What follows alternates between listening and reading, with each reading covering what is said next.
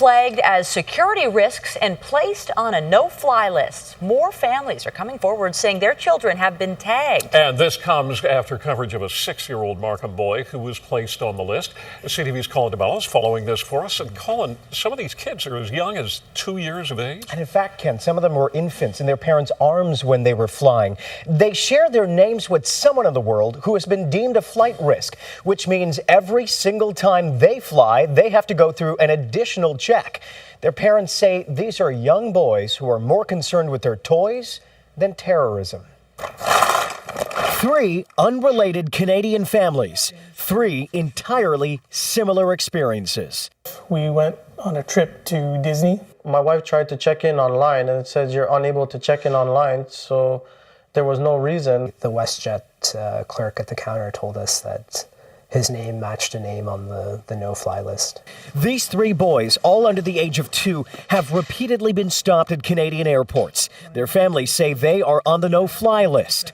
There is nothing that connects these 3 boys except for their names. My son's name is Nasir Muhammad Ali. His first name is Syed, S-Y-E-D, and his last name is Hussein. They are the latest families who find themselves in the same shoes as the Ahmeds from Markham.